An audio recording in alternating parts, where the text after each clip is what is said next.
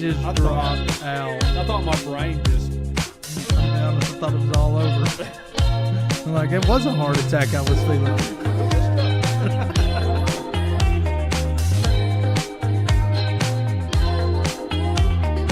Mine's not showing live on YouTube.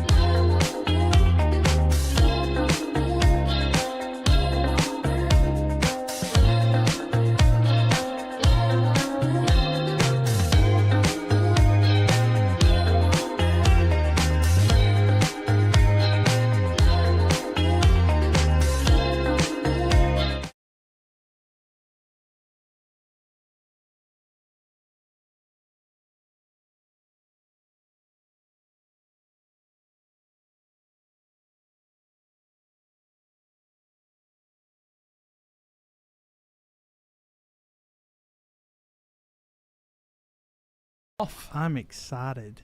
I should have worn my Christmas sweater. You should have. We both should have. Actually, mine went to Goodwill already. No. Yes. Really? Yeah. Already. My wife was like, "Look, can I take this thing to Goodwill?" I was Yeah. like, "Yeah, let's just do it." So yeah, I don't even have a Christmas sweater no more. It ain't even Christmas yet. Well, yeah. I mean, hey, somebody She got rid of it fast. Yeah, that sweater's gone. Yeah. So, but I no, still hey have guys, mine. welcome in. We're excited you spending a little bit of time with us here. So what are we doing tonight? We are just having I guess you could say a mid-season break right now as far as on the podcast. So we decided we want to come on live and kind of get the Christmas season kicked off with a live. Yep. Questions from the audience, questions from TikTok, if you're watching us on there, from Facebook, from YouTube. I think we're live on all platforms, correct, Sean? Yes, sir, we are. We are live on all those platforms. So, yeah, we're just going to take questions from everyone and just have a good time tonight. Have a good time. Yeah, I think everybody's kind of starting to wind down into the getting into the Christmas holidays. I know you're going to see some family this week. Yeah, leaving early in the morning. Nice. Yeah, I got a long week ahead of me. I got to travel to close to Columbus, Ohio tomorrow. I will then Friday evening travel back to Bama. Mm-hmm. Saturday, I'll then turn around and travel about 10 hours to northern Missouri. So within a 5-day period, I calculated it correctly, it's like close to 28 to 30 hours of driving. Well, you, my friend, can have that. Yeah, I'm not very excited about it at all, but it's gonna be good. So it's gonna be good to see family again. Yeah, but that's always. You know, though, I'm probably the Grinch. I am too. Let me just be real. I'm kind of the Grinch. Like Christmas ain't even here yet, and I'm so ready for this. I know this to be over. Well, I think there's two things in play here. Number one, we're gearing up for 2026. Yes, and so we really actually kicked it off already. Yeah, let's be real. I mean, some of us are being a little eager beavers and getting it going. Yeah, I'm ready for a new year. Like, I'm not a big New Year resolutions guy. Yeah, but man, it's something about a fresh start to a year. Yeah, and right now, like it just feels like some of the horses are starting to pull at the reins a little bit, trying to get into the new year, and it's like it almost feels like Christmas is holding us back. Yeah, it is. It really is. And so I think that might be something in play here. I think your better half is calling you a Grinch as well. So Corey. Yeah. He married Mrs. Claus. Yeah, I mean, honestly, like that's so true. She really is. God bless her heart. That's great. She literally, if it was up to her and I did not throttle her back, our house would look like Christmas threw up all over it. Same. Like it's like I'm the one that's like, hey, let's dial it back. The power bill, honey. You know. Sean, how do you feel about it? Oh, the Christmas season and everything. I like Christmas. I'm a big fan of it, and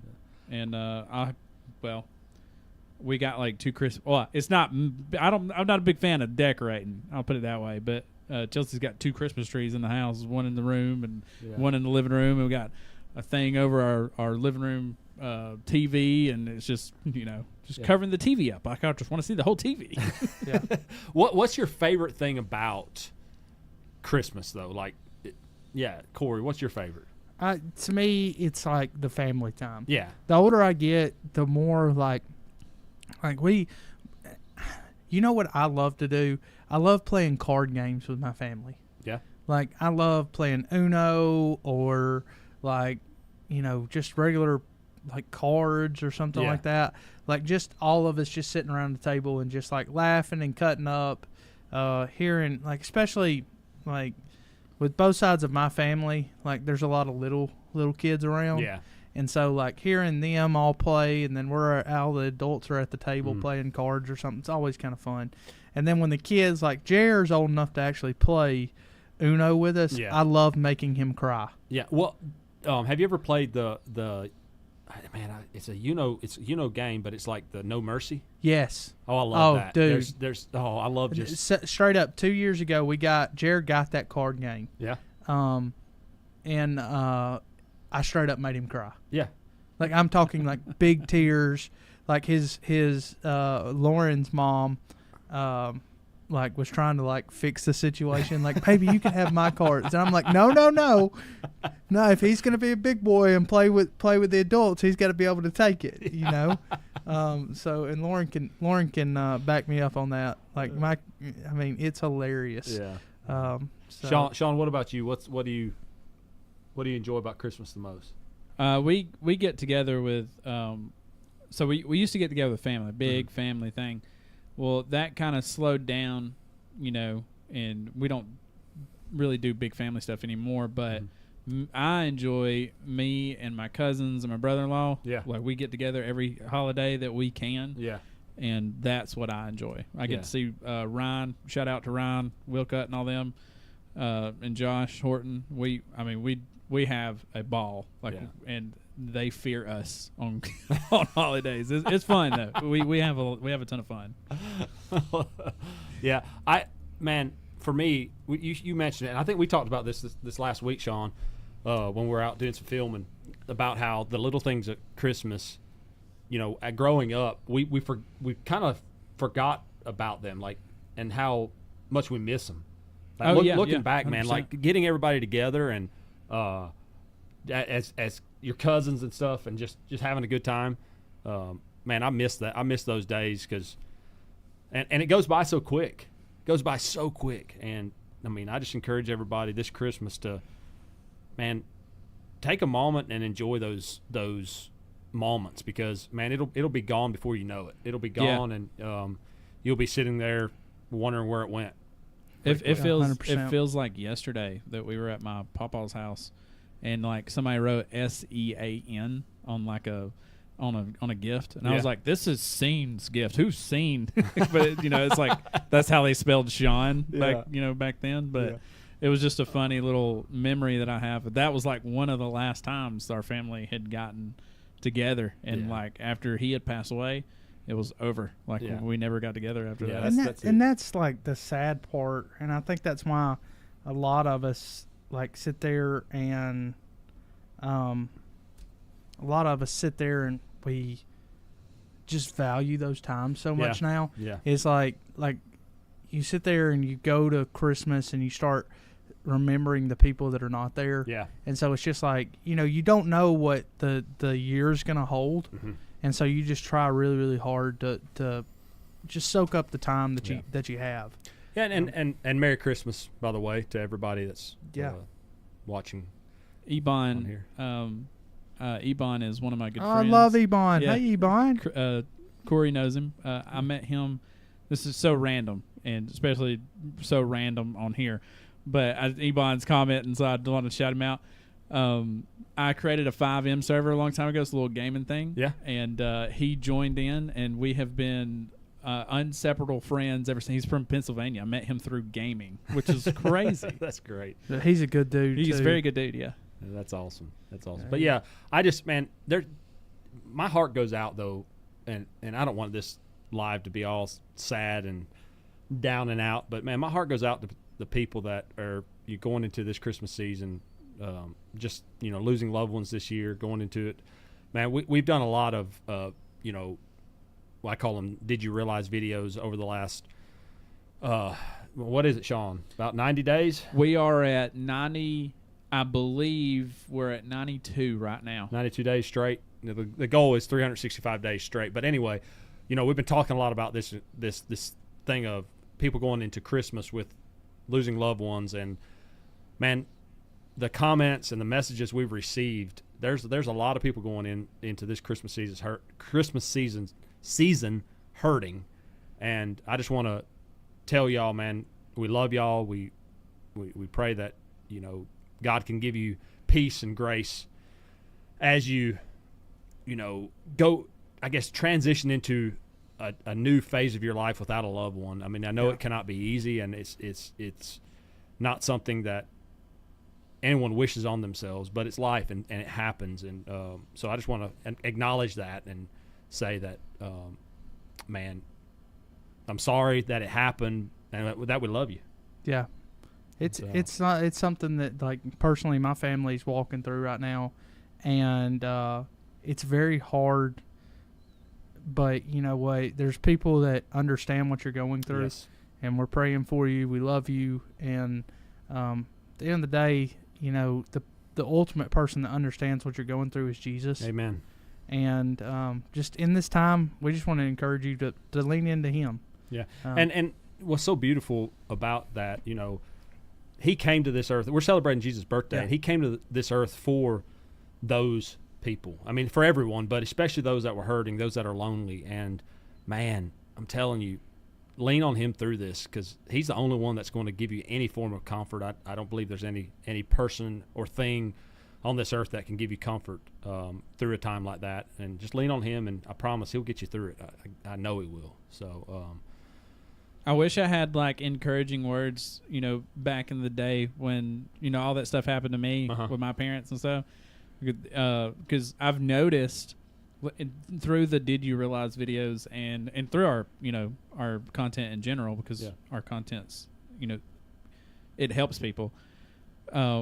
I've noticed, like, man, that would have been awesome. Like, just to have this, back then would be a game changer. Yeah, absolutely. So, anyway, we got any questions, Sean?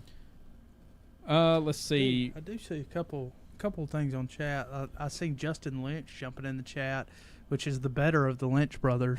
Come on, Justin, man. We love Brandon. And Justin, you can tell him that.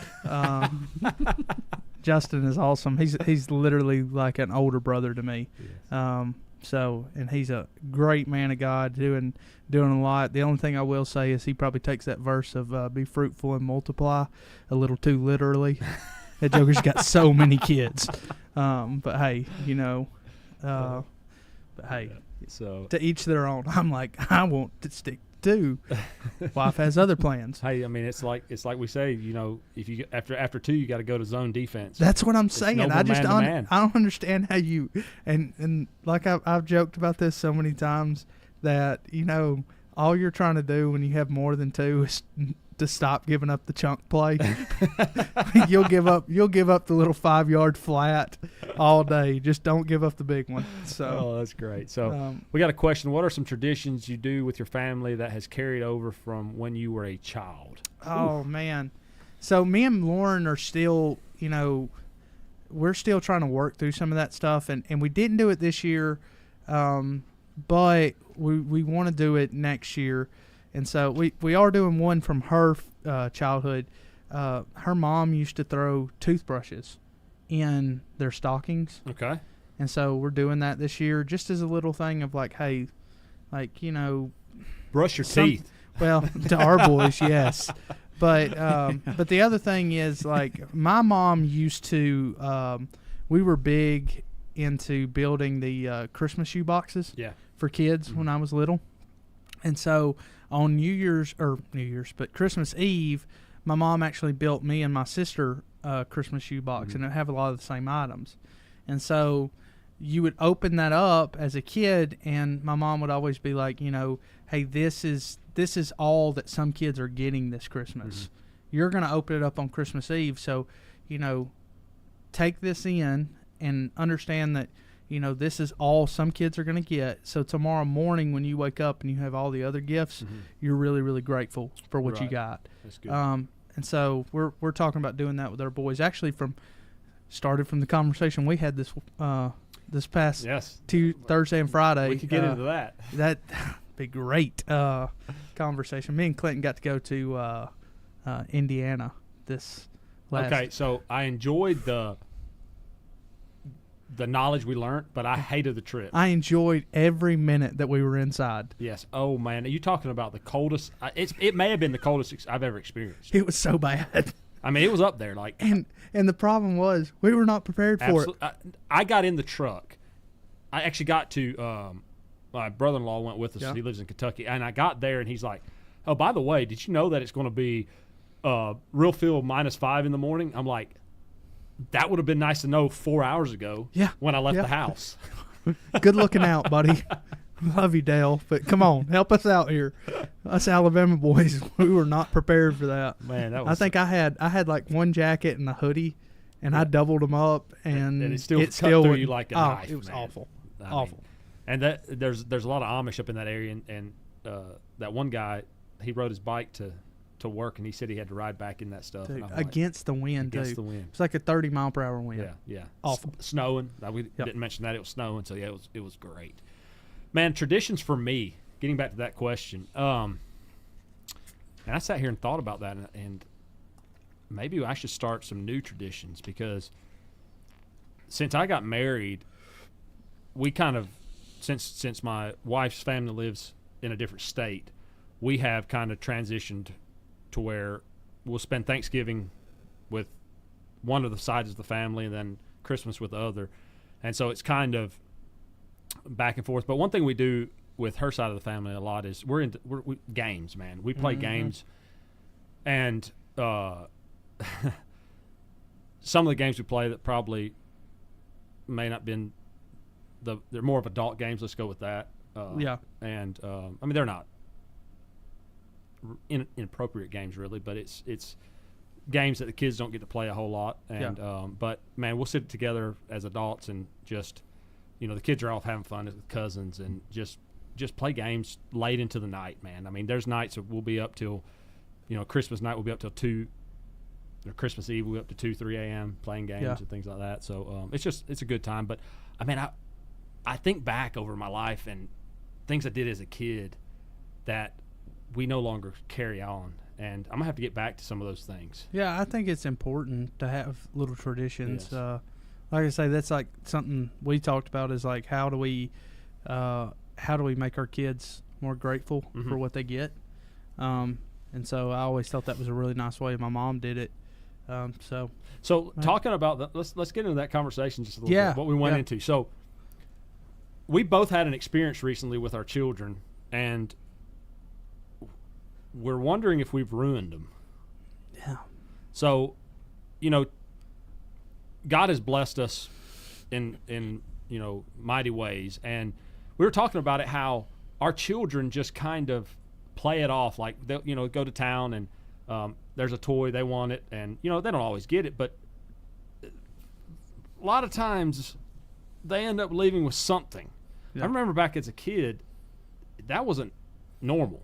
Yeah. And what we've both noticed is in our sons that they are so casual about money now today that it scares us to death, that we've created these little monsters that think money has just grown on trees. Yeah, that's kind of where I'm at with it, is like, and there's nothing wrong with it. I think you always, as a dad, you're always trying to make them have a better life than you did. Yes. But also, that's not just in possessions. That's in life knowledge. And sometimes you sit there and you're like, man, like, I just want them to please let me get out of Walmart without, me pulling my hair out. So, yeah, you can have that, $10 toy or something like that. Is it because toys and things of that nature have gotten so much cheaper, or what Maybe, is the reason? I don't know, because like I remember begging my parents, and like I had a great childhood and stuff, but I remember begging my parents for like a 97-cent Hot Wheels car, and it's like, no, like, you're not going to get that.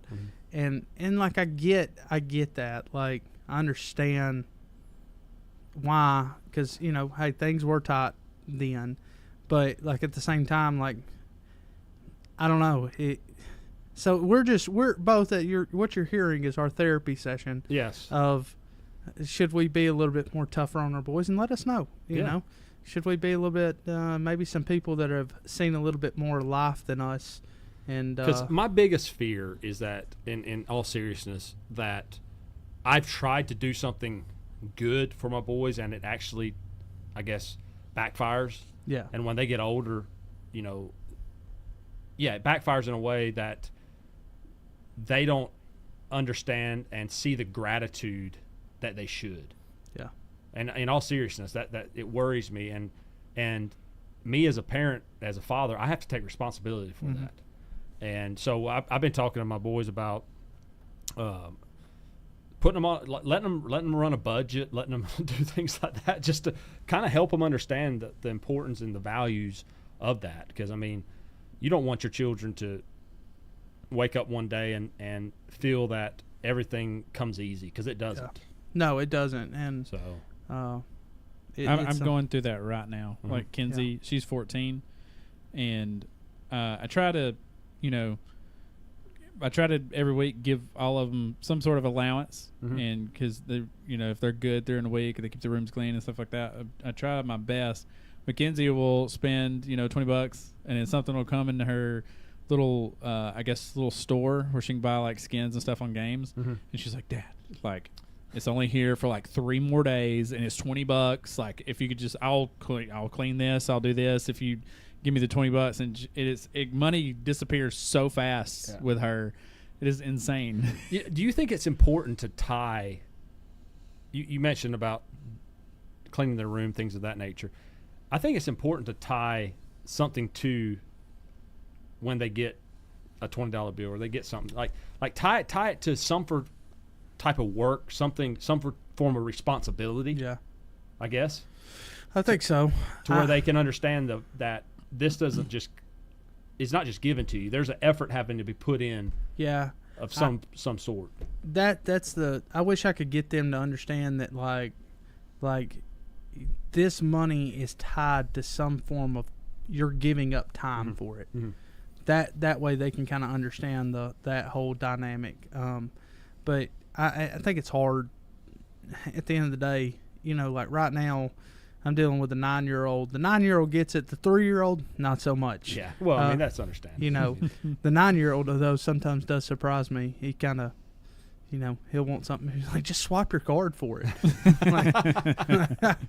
That's how Kenzie is. I wish it worked that way, buddy. That's how Kenzie is. We'll be at Walmart, and she's like, just buy it, Dad. Come on. Or, I'm like, all right, now we got to calm down.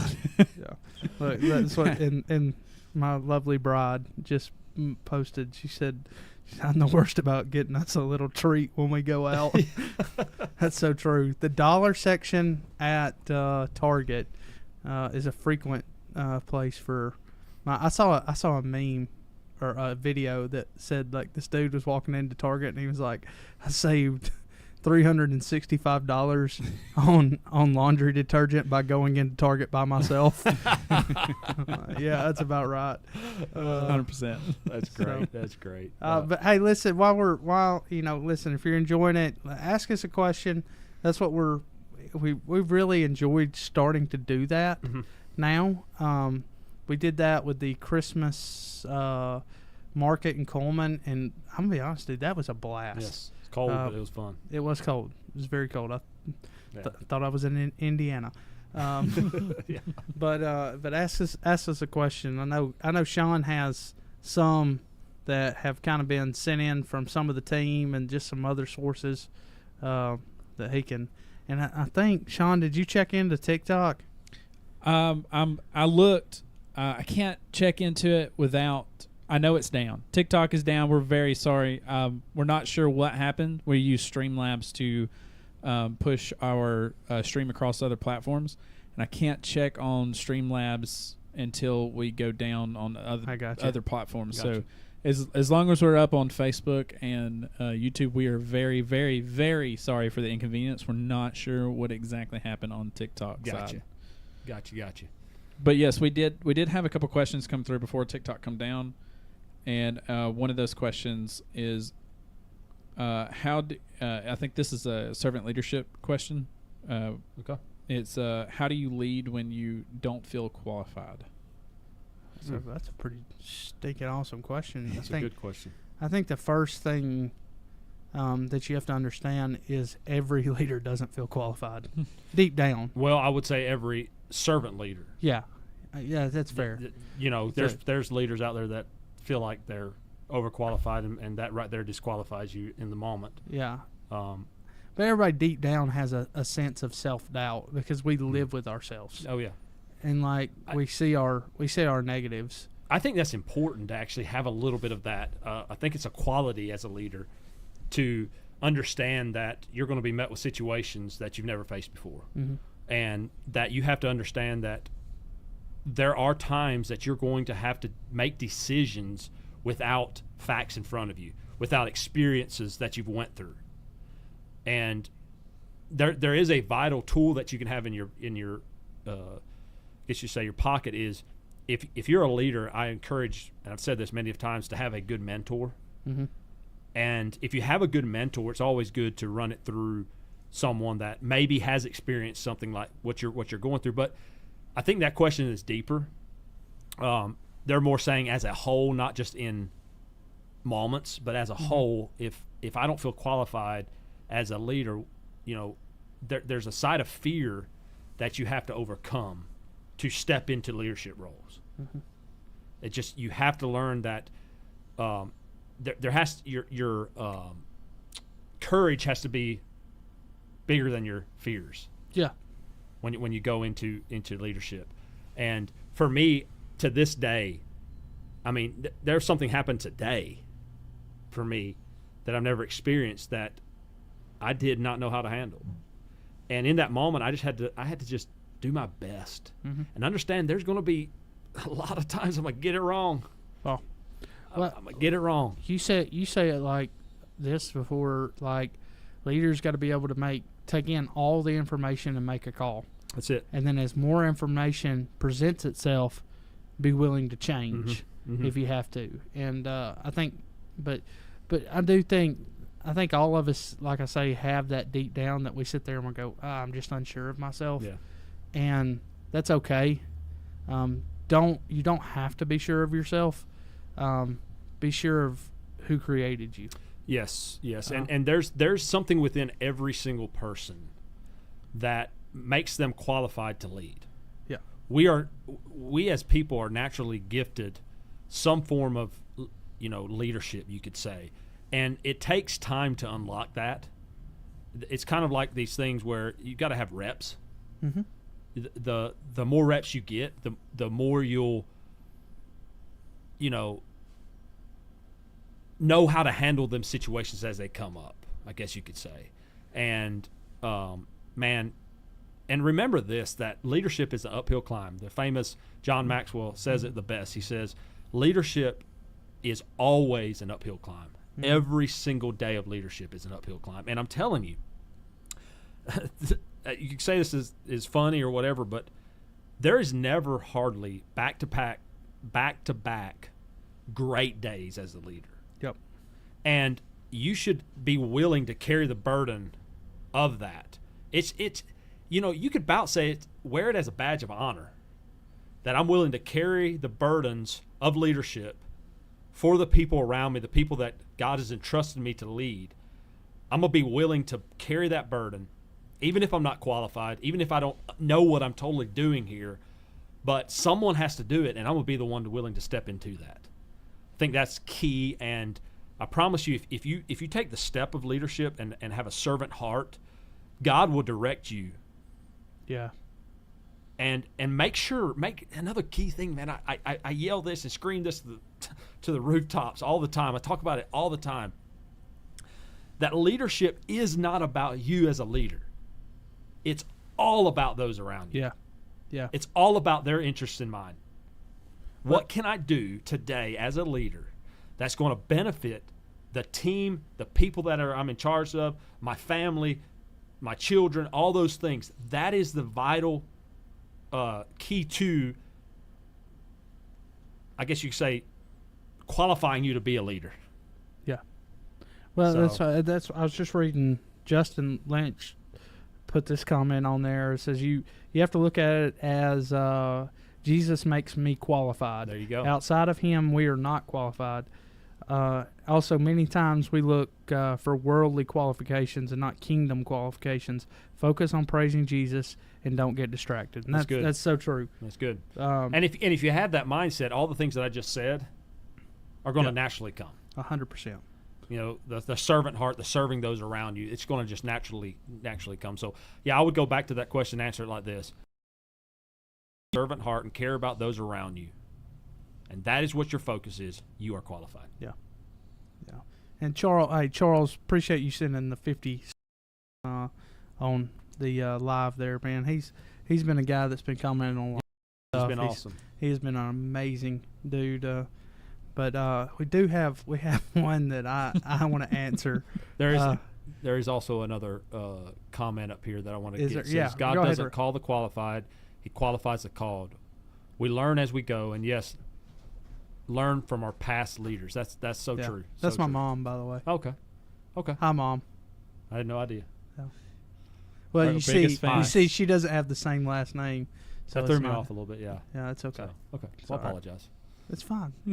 I'm sorry, Corey. You have to apologize. You come at me like that, man. I was just telling. Oh man, I love it. So we got on YouTube. We got this comment. How do you feel, or how do y'all feel on Jake Paul losing and breaking his jaw? I loved it. I loved it. I'm sorry. I loved it. I was so excited. I didn't watch any of the fight, but like later on, I got on TikTok and I was like, "Hey, let me look at that." When he got his jaw jacked, I was like, "Yes." He got rocked. Oh, dude, that's what I wanted out of the Mike Tyson fight. Yeah, and I just didn't get it. Yeah, he got rocked. He wore some though. I got to give him credit. Yeah. Like he wore more than I thought he would. Yeah, he hung in there for a while from the highlights I saw. But man, have you seen the picture of him? He got caught in that corner. Yeah, that was over. That's a bad situation. That was over. Have you seen the picture of him? Yes. Oh my gosh, jaw's like out here. Yeah. Oh, he was on what is it called? Impulsive, the podcast. Yeah. And he was on there. And he was talking. He had a broken jaw, of course, but he was sitting there talking. And he's like, he's got wires, in there, obviously holding his jaw together. The owner or the CEO, I'm not sure exactly how to say it, but the CEO of DAZN, the boxing or the fighting app that you watch all the fights on and stuff, he actually said that an injury like that could end his career. Yeah. That's crazy. Yeah, Charles put on there the video I watched. The guy was in Monster. Jake was fighting, and it was so Dude, true. Like he was huge. It wasn't even in a sense a fair match when it comes to body size and things of that nature. And I definitely think there was he probably had fixed it in a way, and that guy just didn't play along. Someone said, JD, I guess it is, says, first time he didn't fight a senior citizen. Ain't that the truth? That's what. So now I'll ask you this question. Do you let someone break your jaw for the amount of money Jake Paul got paid? How much did he get paid? They said close to $100 million. Yeah. $92 million. 100%. You rock my jaw for 92. Now, hold on. So there is a conspiracy going, and I've not looked super hard into it. Here right? we go. But the contract was that him and Jake Paul are going to fight, and he lost all the money on the contract because he went off script and knocked Jake Paul down. That's the conspiracy. I'm talking like you're Jake Paul. Yeah, if you're Jake Paul, do you allow someone to break your jaw and receive the amount of money Jake Paul won? 100%. Yeah, all day. I will take that all day long without even a hesitation. $92 million. Let me tell you something. I can sit in a hospital bed and count my money. 100%. We'll get fixed up, and I'll go sit on a beach for a couple months and get healed. Okay, like I'm sorry, and people can say what you want, but let me tell you something. We're gonna take that 92 and we're gonna do something with it. But I may not can talk for a couple months. Heck, I could pay somebody to talk for me. That's such a ridiculous question. That is stupid money. He just keeps going. If anybody says that you will not have your jaw broken for $92 million, you are outside your mind. I'm sorry. But I mean, one thing you got to give Jake Paul credit. He has figured something out when it comes to marketing. Yeah, master marketer. I mean, just unreal. Like everybody wants to see his stuff, and all it is because he's so animated and so like the anti guy. Yeah. Everybody tunes in just to see him get his jaw broke. Everybody got exactly what they wanted. Yeah, it was like, I mean, you paid everybody that signed up for Netflix. Yeah.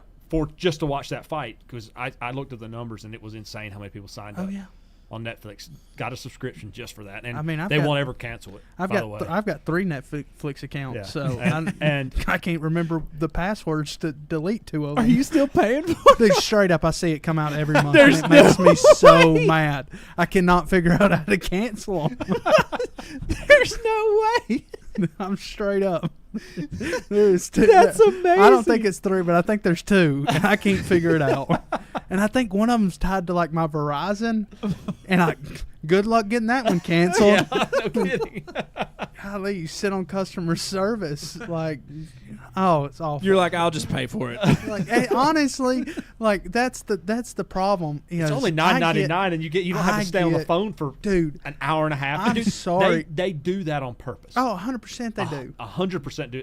The bad customer service from Verizon is 100% to make sure you don't cancel your bill. 100%. Like, 100%. That's the thing is they've got me in a pickle. I am at a stage in life where my time is more valuable to me than my money. Yeah. And so I'm like, I will not. If they keep me on the phone for 30 minutes to cancel for $9.99 a month, at this point, it's worth it. Someone says there's a forgot password option. I seen that. 100% there is. No, he said there's a forgot password. That's my stinking sister. You're probably doing what Charles said. Keep signing up with a new email. Yeah, every time you get a free trial, and you don't even know your email password. That's why I don't even know what email it's under. That's the problem. It's just on my TV. Like, I know, because like there's different. Because you sign in, and it tells you like to pick account. Like, I've got an account, my wife's got an account, then my two boys have different accounts. Well, the one on my phone, there's just me. So I'm like, that's two different accounts. So yeah, that's my lovely sister telling me there's a forgotten password option. That's great. I'll tell you what, you come over to my house and fix it for me then. So, what are your favorite college football teams? That's another question we got. Technically, I guess I would be an Alabama fan. Technically, though I do not give two rips. I don't. What about you're a big baseball guy? So what about Alabama baseball? I do like Alabama baseball, but I'm weird. I'm actually kind of a Vandy fan. Okay. In baseball. Okay. I'm a Vandy boy. Yeah. Them guys, they know how to play ball. They do. That's what they're known for. I would be a big LSU fan, but I just cannot quite get there. Can't get over that hump. Man, I'm. You know, this is crazy. Talking about LSU. I'm kind of a Lane Kiffin fan. I am too. Like, I love I love his. I like that style. Yeah, just. I'm telling you, there was a side of me that wanted DeBoer to go to Michigan because I would have loved to seen Lane Kiffin at Alabama. And if you don't think that Lane Kiffin would have jumped ship to come to Alabama without coaching a game at LSU, you're outside your mind. Because Alabama would have paid that man. Yeah. Oh, it would have been great. DeBoer's there. I mean, as an Auburn fan, I'm excited that Alabama won this game because I mean, dude, they've lost 7 games in 2 years. Yeah, and as an Auburn fan, that feels good. Yeah, I bet you are excited because that is a soft football team. Yes, it is. They came back though the other night. They did. They showed some fight, but that's a soft football team in my eyes. Mississippi State. Ah, man, I'm sorry. That's all I got on that one. State? I just want to say I'm sorry. Are you saying baseball? Because if you're saying baseball, I respect that answer. Because they got a heck of a baseball team too. State, I think like 3 years ago they won a national championship. Yeah. They are some dogs. War Eagle. There we go. See, now we're talking. What, and badminton? I ain't got honestly, they also have a great baseball. Hey, now talking about great golf team. They do have a great golf team as well. I'm telling you. But oh my gosh, did you just do that? No, that was not me. I don't know. What happened. The whole chat just jumped. I was like, what did we just do? Yeah. So Mississippi State. Bad. Yeah, 2021. Man, what you got to do that to? Well, that was so confusing. Badminton. Yeah. Oh wow. Yeah, baseball is obviously my favorite sport. Like it is, to me, it is the best sport ever created. Everyone's trying to catch up to baseball, and you just can't. Yeah, it's just too great. Yeah, I respect it. Yeah, I want to tell you, I respect it. Baseball is you could say the sport of America. Mm-hmm. But it's America's pastime. Man, I'm one of them. I'm not a bandwagon jumper when it comes to. I'm a Braves through and through when it comes to MLB. I'm Braves through and through. But man, I just can't watch them when they suck. What do you? I just can't do it. Are you one of these guys like Lauren is kind of like my wife? she's a little bit of like this kind of person. Like she can't really watch it on TV. Like I can watch it anyway. I can listen to it on the radio. Yeah, no, and love it. Yeah. But like there are certain people, like I get why some people say like I can only watch baseball in the stands. Well, no, like, I'm not. I mean, I haven't went to many baseball games at all. But it's more this, man. It pisses me off. Yeah. Like, can we say that on YouTube? I don't know. I just said it. So I apologize. Yes, you can say that. I just man, it's like, come on. The Braves, for so many years, have broke my heart. Oh, 100%. And it has ruined baseball for me. Yeah. Because I see all these other teams that spend all this money, and we sit over there and just let all our good players go off to these other teams. And, man, honestly, like the World Series, the Braves World Series team, there's not many left. I mean, there's a few, but yeah, there's really not. And it's like the problem is, and they get us every year. They got me this offseason. You know, we had a terrible season. They're like, we're going to be in the top 5 of payroll in the MLB. That's a joke. And then they don't. Never. And so, anyway. But hey, it's fine. So you can watch your baseball. I'm a football guy through and through. I love the strategy behind it. Like I've got to a point where I love watching like what the defense audibles to, and don't get me wrong. Like I love watching. When I watch football, I'm watching the offensive line versus the defensive line. That's kind of my thing because that's what I was. Mm-hmm. And so, like, I enjoy watching that. I think you're kind of like me when it comes to football. In baseball, for you love to watch the strategy behind baseball. Yeah, 100%. See, for me, I love to watch the strategy around football. Just all the different moving parts, and because what is sports? They're just trying to outsmart the other team. Really, I love watching. My favorite baseball games are like when there's 2 dominant pitchers on the mound and they're just running through batters and that is so true. Freddie Freeman, that's really where I started to Freddie Freeman's slip away from watching baseball. So Freddie Freeman, because I can't watch the Dodgers. I just won't tell you. I can't do that. I love Freddie Freeman so much. Like, so for me, when I was a kid, I'm kind of callous towards the Freddie Freeman deal. See, because this happened to me when I was a kid, when McCann left to go to the Yankees. Yeah. That one that was hard. That one crushed me. Yeah. And then like a year later, or maybe been a year before, Andrew Jones did the same thing. And so like that crushed me. So like when Freddie Freeman left, I was like, yeah, that's par for the course. That got me, man. I was like, how do you not keep the heart and soul of your team?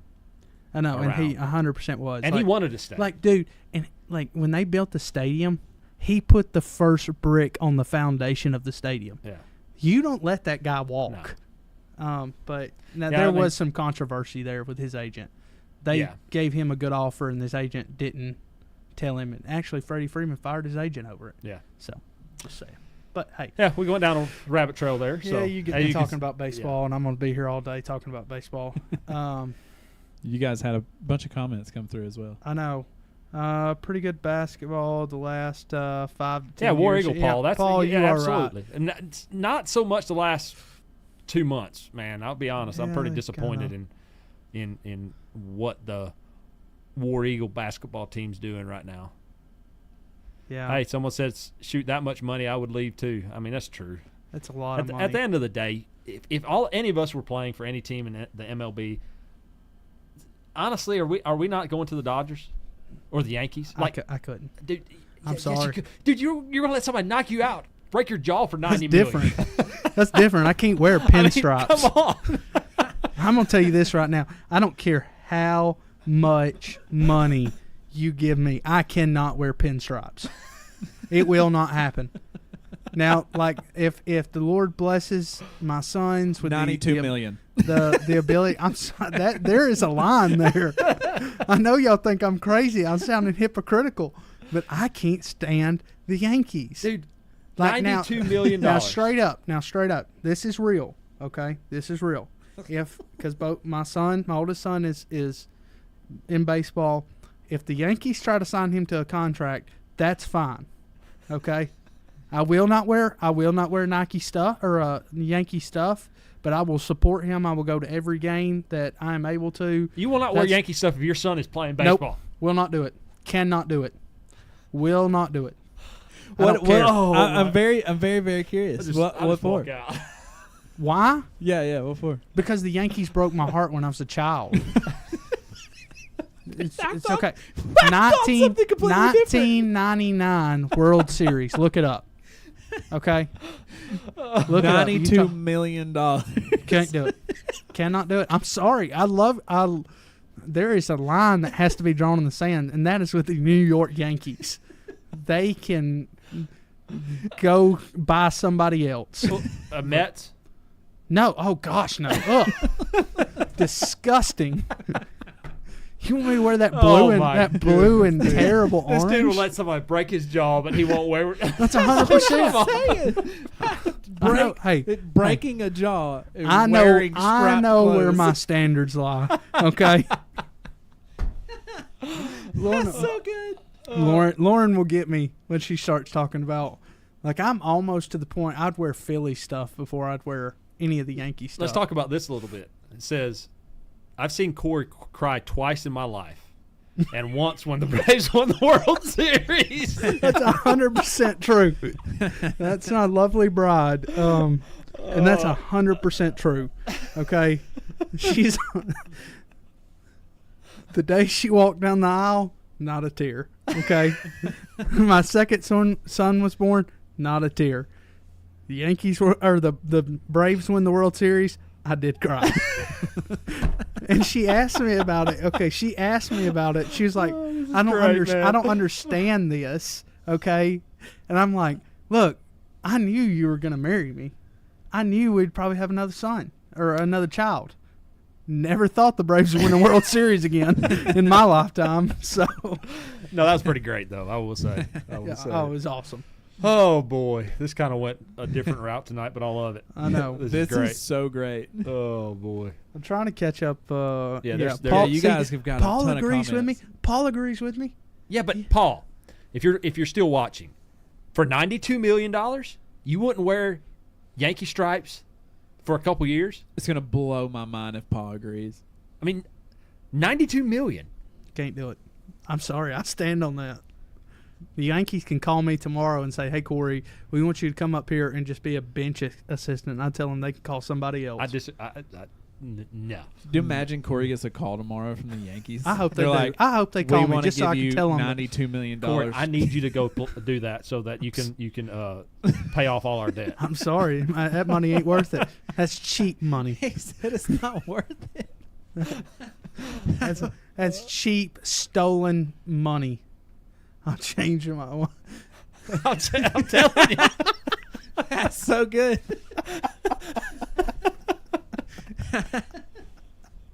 There's a lot of things I would do.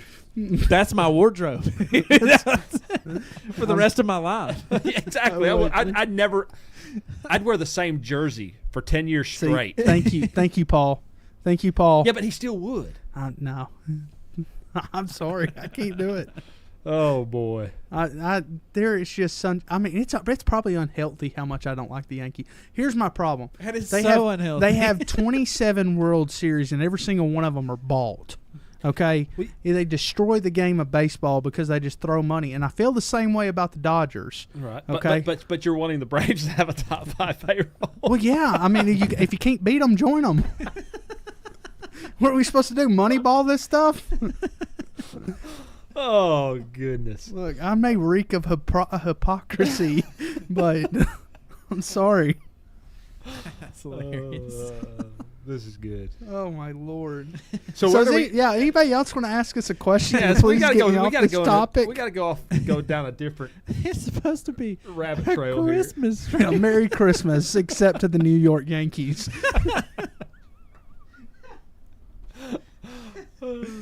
Wow. That's hilarious. All right. What's the next question? Sean, you got one over there. Please get us off this topic. All right. Before we had a couple before TikTok went down, so I'm able to see them. And this is, this is from the earlier, so it's a bit different from baseball. Yeah, I'm not sure if we're going to be able to go into it like after this. 100%, because this is a leadership question. It's not a $92 million baseball question. Yeah, like I'm over here like, where do we even go from here? Like, we got to go get all serious now? Sorry, boys. I took us down the trail. My passion came out. Yeah, okay, here we go. What is something? $92 million, bro. What's something you believe now that you would have argued against 5 years ago? Ooh. Say it again, because you're kind of laughing still. Sorry. What is something you believe now that you would have argued against 5 years ago? I won't say the first thing that came to my mind, because that would not be very appropriate. It was about, I'll just say this, it was about a first lady that we had previously.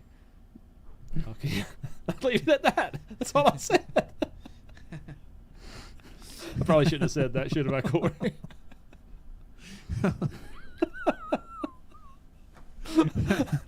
$92 million. Let's see. What is something 5 years ago that I didn't believe that I do now? Is that correct? Well, I'm going to be honest with you. Doing this. Yeah. If somebody would have told me we'd be doing this. That's a real good one. Bitcoin going to 100K. Yeah. Ain't that the truth? I wish I had known that 5 years ago. Man, I know their stuff, man.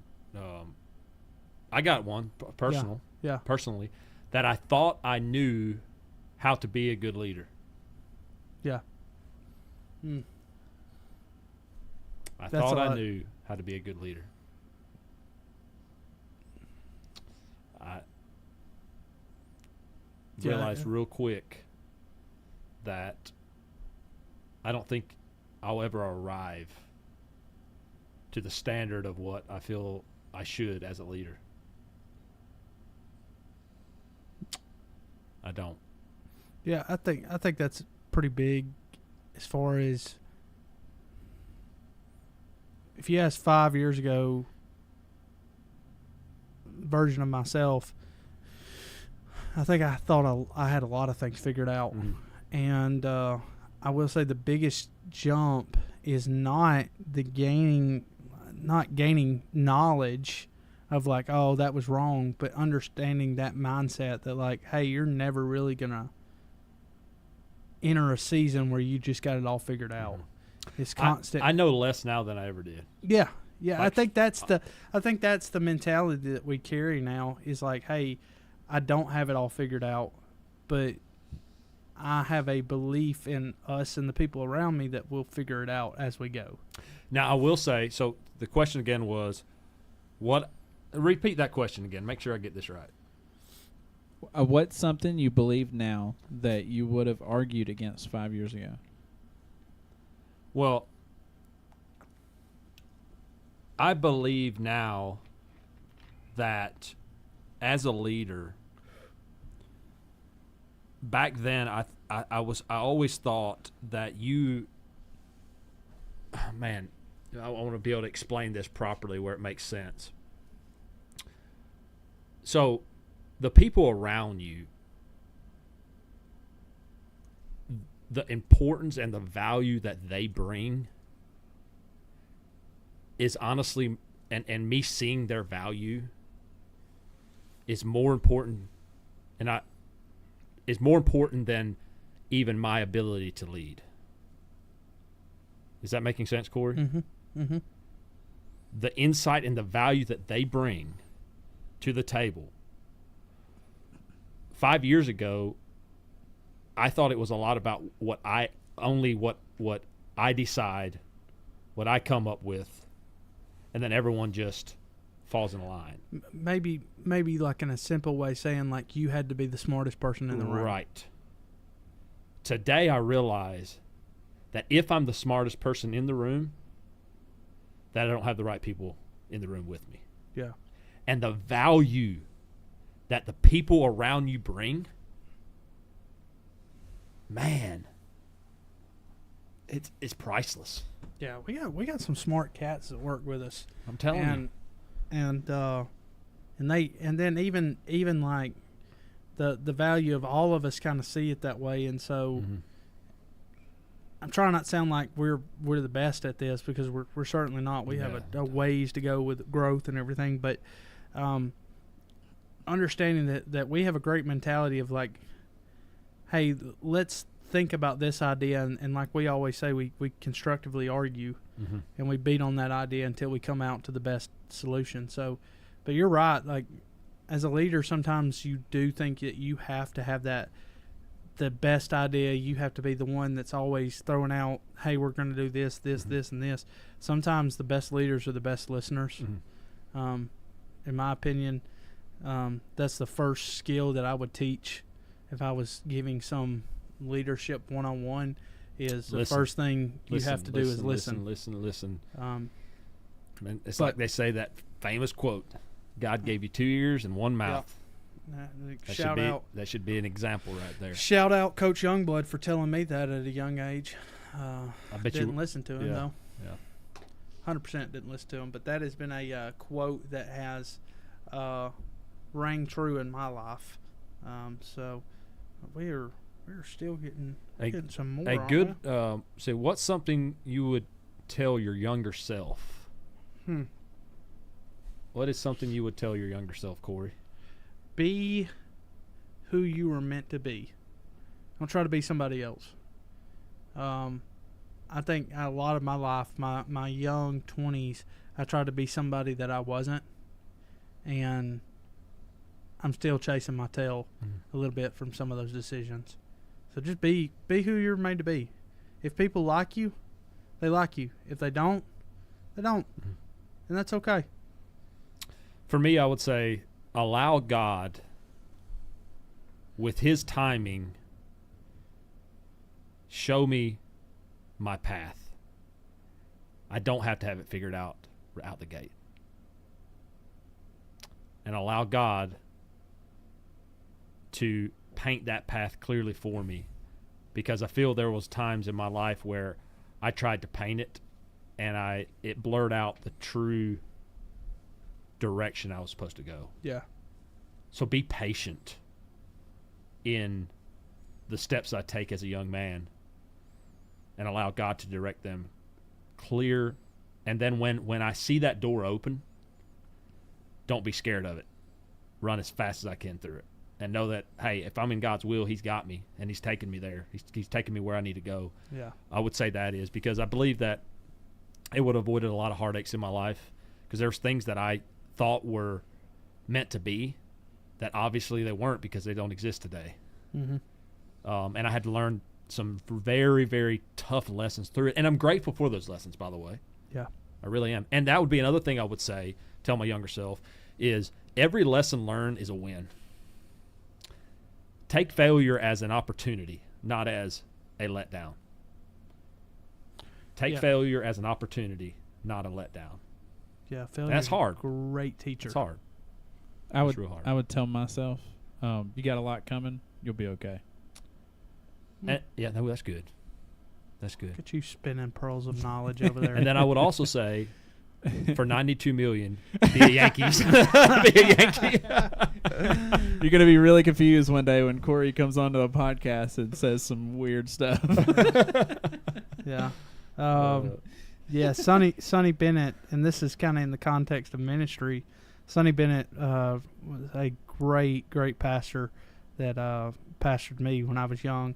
But he used to say, the message never changes, but the methods of reaching people will have to change. And, even in like Mom said, even in 5 years of ministry, there could be a drastic change. And so, that kind of goes back to that other question before about the 5-year, the one Sean asked. But and I want to touch on that a little. Yeah, because that fires me up. The thing about that the message will never change, but the method of reaching people.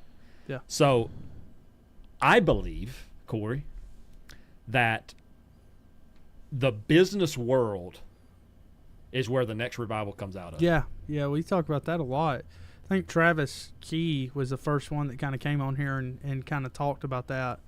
But 100%, I do believe that there is a change coming in the hearts of people, and I think it's a little bit of the side of the next generation is a real cool generation. A lot of people give them a little bit of a diss because they see the world a little bit differently than we see it. But they're naturally curious. And they want to see impact, man. They do. And so it's almost like they want to have a Christian life that's real. Yeah. It might be that. It might be. Could be. We don't like to talk about that. They might be tired of going to a church and just being entertained. Maybe they want to actually have a relationship with Christ. That goes outside of the church. That's right. And what's that look like? That means they're going to live their walk out in business. I'm telling you, this generation is tired of seeing Sunday Christians. Yeah, I think so too. They're tired of seeing, well, if it means that much to you on Sunday, why is it not meaning that much to you when you wake up Monday morning and go to your job? Yeah. You know, they're confused. They're asking that question. Yeah. Why? We had some young guys on, if you recall, season 2, I think it was. Sean, help me out. What was his name? JP. Yep. My boy JP, and then Dakota. Yes. And they were actually talking about that. Yeah. That same exact thing. So that there is some real change coming to that whole generation that I think they're wanting to really walk out what faith looks like. Yep. And I hope that it is. And that's something I strive for every day. But I think your business is actually more of a, or I guess you say your physical work life is more of a reflection of your relationship with Christ than anything else, because you spend more time there than anything, and you get comfortable with the people you're around. They become your friends, and it's easy to get extremely casual in those moments, which is okay, which is, you all want to have fun. But I think that's where your true walk with Jesus comes out. Mm-hmm. In that everyday, the tough moments of things you face. I think that's where it really, really shows. 100%. So good stuff. Well, Sean, you got any more, or did I just sing? I've got one more. And again, this is back when we started, and so it's a little off subject, but not really, because of the last question that was asked. But it is: do you think people were born leaders? Do you think people are born leaders or built over time? I think everyone. Well, let me say it like this. Let's define what leadership is. Leadership is influence. Yes, it is. Okay? So, I think everyone is born to be a leader. At what capacity? You could kind of make an argument there. But everybody is born to be a leader. It's how you choose to walk that out. I think everybody has the ability to influence others. So whether you say, hey, I'm not a leader, believe it or not, there's people that look up to you in that capacity. You just may not call yourself that, but because it's influence. Because it's influence. So you have a influence over someone, and what you do with that influence is what really, I say, kind of guides the impact. Right? You can. There are bad leaders that lead. There's some really, really great leaders that lead gangs. Yes. Okay. You telling me that they don't have influence, over people? There's some very bad people out there. I kind of sound like Trump right there. There's some very bad people out there that do a lot of bad things. But what you do with that influence is what matters, right? So obviously what we're trying to do is encourage you to lead others well. Lead them with purpose and make an impact in this world. But everybody is born to be a leader because everybody influences someone in their life. Whether you agree with that or not, you may never meet the people you actually lead, but you have an influence over them. Yeah, I used to make comments that, you know, not everybody was born to be a leader, and that could go back to that one question about the 5 years ago, what I didn't believe then and I believe now. But I now see it differently. I see that no matter what stage of life you're in, kind of what Corey just said, you're leading someone, whether you're a brother, a sister that's leading a younger sibling, you know, you could go down this whole list, but there's someone that you are influencing. And so, therefore, I believe that God puts the instinct to influence people in every single human being. So, yes, I feel you're born to. Now, I will come across from a different angle, though. I don't believe everybody was intended to lead at the capacity that some people are. Yeah. Because, again, it goes back to the calling that God has on our life. Right. And it's one of those things where I believe if somebody just, man, I want to be a leader, sometimes they're not the best at it. The great leaders, if you look at over history, the ones that kind of came up and become just great servant-minded leaders, a lot of those people were not really seeking it out, but when they realized that the influence that they were having, what made them stand out was the way they used it. Mm-hmm. And next thing you know, because they chose to allow that influence, that leadership, to be used in a positive way, then what that done is it made so that all these people started to notice, which then you could say raised their influence even more and more and more. And then they realized that the calling and the weight that it carried.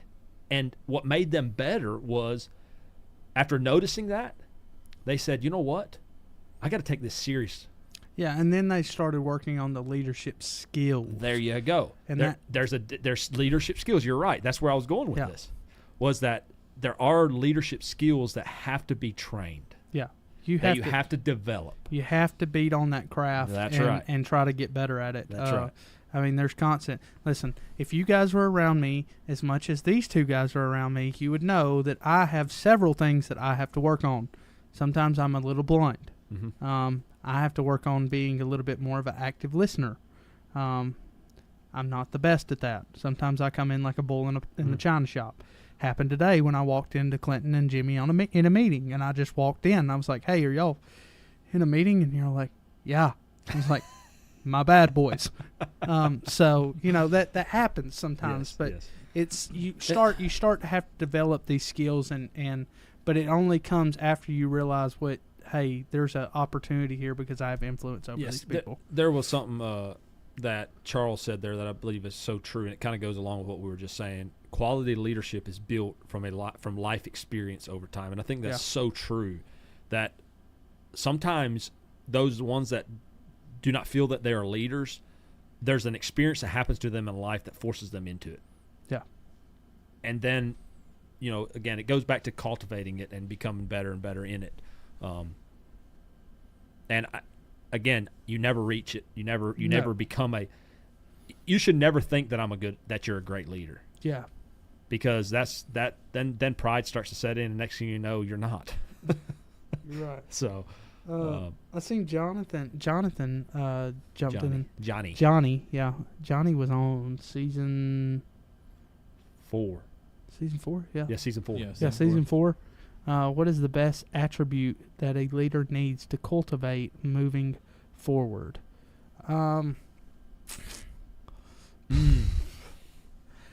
That's a great question. What is the best attribute that a leader needs to cultivate moving forward? I'll make sure I understand that question. Moving forward in today's world, or just to move forward as a leader? I would think. You see where my question came in there? I feel like to move forward as a leader, to just to move forward from, you know, you could say bad experiences. Mm-hmm. Trust themselves. Mm-hmm. I know that's that. I don't know if that's really in today's world. He clarified. Okay, in today's world. Trust themselves. Trust themselves.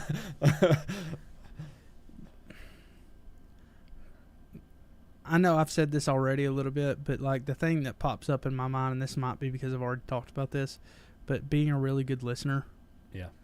Listening to your team's needs. Mm-hmm. I'm a big component of if you take care of your team takes care of your customer base, and because of that, you're going to be successful. Mm-hmm. So your team's talking. It's whether you listen or not. Mm-hmm. So your team's going to tell you exactly what they're going through, and like the way we do it is those weekly one-on-ones. We have an opportunity to talk, and you wanna see your team go to the next level. Get your team to buy in on the one-on-ones. Mm-hmm. A lot of people think the one-on-ones like they're stupid, and I think when we first started them, there was a little bit of that. Like, okay, like we joke Jimmy, which has been my leader for. My whole time here, he'd be like, Corey, he'd start our one-on-ones with this. Corey, how you doing? I'd be like, I'm good, Jimmy. How you really doing? And I'm good. There was a little bit of that. It's like, okay, let's just get through this. As we went along together, like, it's more or less, I'm like, all right, Jimmy, here's what's going on this week. And I'm starting to talk to him about, like, hey, here's my frustrations, here's my gripes, here's what's going on with me. And because he's a really good listener, it gives him that opportunity to listen to his team. Mm-hmm. So I think to be a better leader, it starts with listening. Yeah. I'm going to go a little different route. I think an attribute to really cultivate to move forward is seeing the world as an opportunity. And really understanding what that means. See, a lot of times we see the world because of everything that's going on as kind of chaotic and the fear that boils up within of the what ifs. But if we can cultivate of seeing the world in the eyes of opportunity, it changes everything. Oh, yeah. And I feel like that's how you move forward in today's world, is seeing that. Well, I mean, because you look at the people that have really been successful. Let's go over the last 5 years, maybe 10 years even. There's been a lot of things that have happened in today's world that have crippled people with fear, just completely crippled them. Yeah. To the point of, they're stuck in this, just, you could say, whirlwind of seeing the world as stressful and not seeing it through the eyes of opportunity. And so that would be my answer. That's a good answer. Seeing the world as an opportunity. Yeah, because you definitely sit there and you can look at it in the negative context, but when you change that, man, it does open things up a little bit. And you could go, man, John, you could go in so many different ways there. There's a lot of different things that have crossed my mind as I sat here, but I just feel that that's one that great leaders see opportunities. Mm-hmm. That's just what they do. And they see it. And here's another thing. By doing so, you're not seeing the opportunity only for yourself, but you're seeing the opportunity for the people around you. Yeah. Because they may be crippled in that sense of fear. And if you see it from a different angle, you may help them then by cultivating that and learning the value of that. Next thing you know, you're going to be able to help others. You're going to be able to pull them out of that pit. Pull them out of that pit. There you go. That's it. And when you start pulling people up from down, and it's like the famous Jimmy Herndon says, always, once you come out of the pit, always reach a hand back and pull others with you. Yep. Oh, the buy-in becomes unbelievable. Yes. For those people. So, let's see. I'm just reading some chat here. It's kind of a bunch of them. Let's see. Opportunity is just going for it and not being afraid to succeed or fail. That's it. There you go, Steve. That's it. Oh, that is Steve. That's Steve. Hey, Steve. Good My friend, man. Steve. I hope you had a safe trip over this weekend, Steve. Yeah, man. He went up to Arkansas. Arkansas, yes. Ain't that right? Good old Arkansas. Arkansas. Love Steve Woodard. All right. Well, I know we're actually past our time, but do you want to answer a few more from Sean, or what do you want to do? Let's do one more.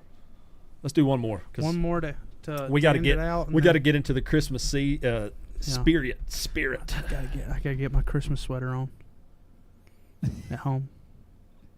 That will not be New York Yankee themed. I'll tell you that. Okay. Give us one more. Before we ask the last question, I want to take time to thank everybody for the shares, the views that we get, and the subscriptions and everything across all platforms. Oh, you're waving in the background. I see. But I wanted to thank everybody for that. I don't have any lower thirds to pop up here and say subscribe and do the clicky thing yet. So, look at him, how professional he's being. But I just want to jump. There's been a lot of we've had a lot of our Facebook has ramped up rapidly, and I just wanted to jump on here and thank everybody because we got accepted into the content monetization program. And ever since then, our Facebook has been moving pretty quickly. And that's views, that's shares, likes, comments, and followers. And we are, you guys, we're grateful for it, right? Yeah. I'm gonna tell you what, these death threats that I've been giving you about being a better at your job are really working. I mean, that was awesome. This is real. Chat, can y'all give him just a round of applause for that? That was incredible. That's top level producer stuff right there. He's maturing. Well, Merry Christmas, you know. You say I'm maturing, and I walked in your office today. That's my Christmas miracle right there. Yeah. And if people would understand the way he walked into my office today. Oh yeah. You know what? Chelsea actually shared a picture. Oh, she did? Yeah, she posted on Facebook. Yeah, I'm sharing that on the Yoders Talk channel. It was immediately unmonetized. Yeah. So we have an account. Well, he's an accountant, right? Gerald. He came in and he was like, I need a napkin, and he grabbed my pants and ripped them. And so I had this rip down my pants, and then Cody had a very fantastic idea of cutting my pants into the famous jorts. More like Daisy Dukes. Thanks. And if you go on Facebook, you're bound to see it. I had jorts on. Disturbing. And I walked into Clinton's office. He was having a one-on-one with our vice president of the company. And I just walked in like normal and asked him a question. And it was just hilarious. Yes. You talking about... And he immediately, he's coming down from the stairs, and I saw him, and I was like, Dear Lord. Why? Yeah, Corey had no idea. The look of disappointment on my face had to be pretty great. And y'all wonder why I lose my mind, guys. I'm telling you. I tell y'all this. I tell the team this all the time.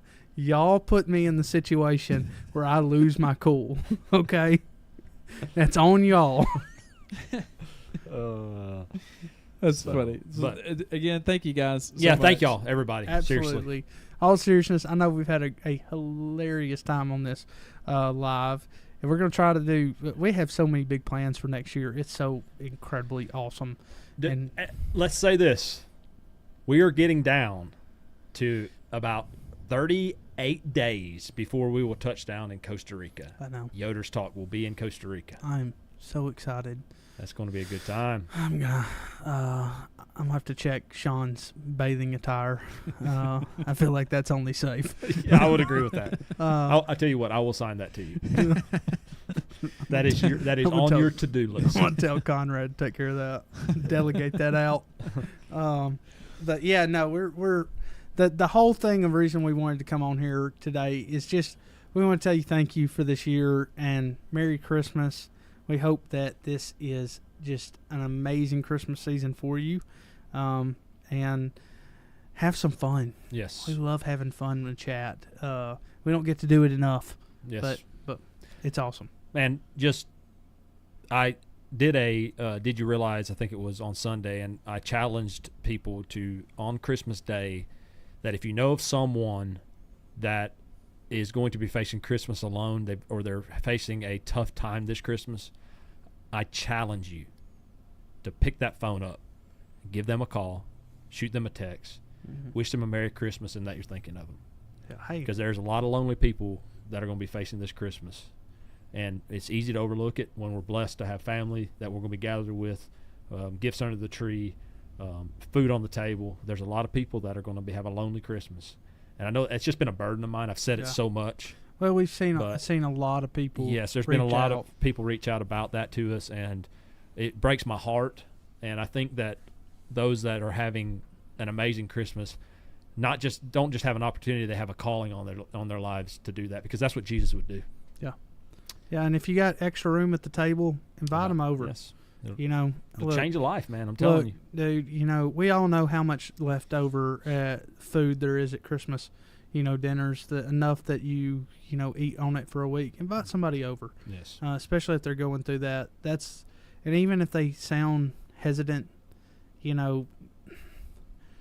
try very, very hard to let them know that, hey, you're in their corner. Yes, absolutely.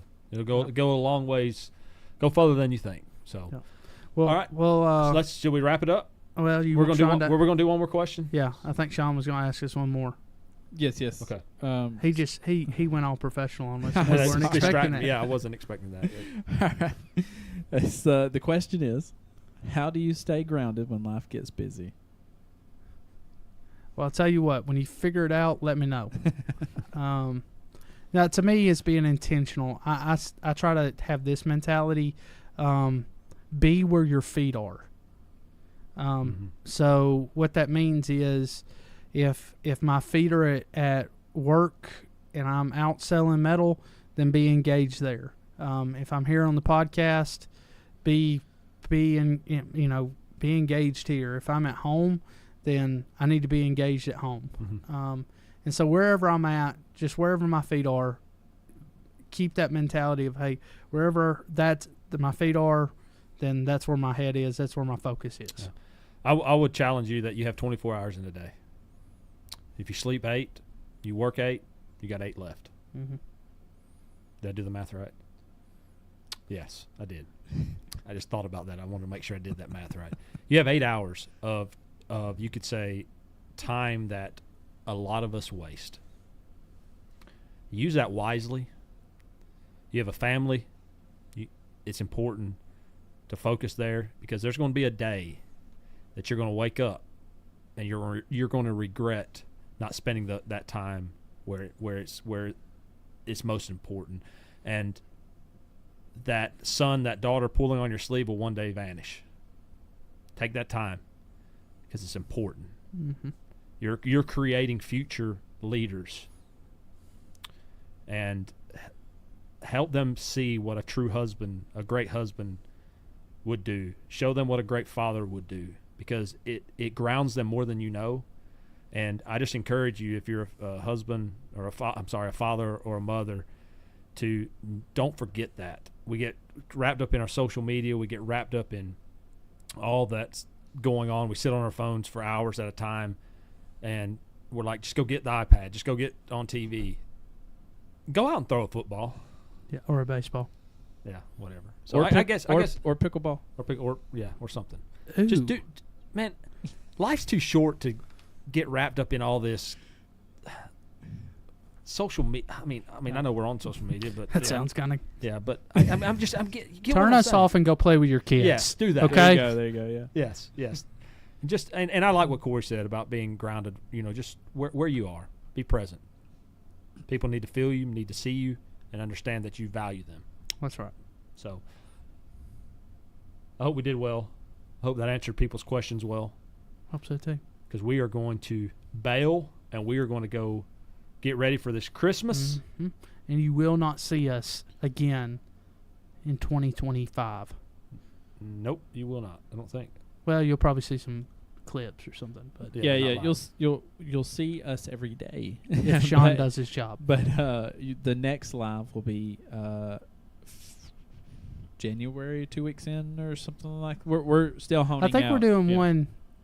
We talked about doing one the first week in the new year. Like the 5th, 6th, 7th, somewhere in there. Yeah. We'll let y'all Somewhere in know. there. We'll figure it out. Yeah. So. Yeah, we're gonna All right, we're gonna we're gonna post it on quit Facebook. rambling here. We're gonna get off here and we just wish y'all a Merry Christmas. We love each one of y'all. God bless you, and we hope you have an amazing time with family and friends this Christmas. See you next time. Lead with purpose, everyone. Yeah, lead with purpose. Lead with purpose. Lead with purpose. Lead with purpose. Lead with purpose.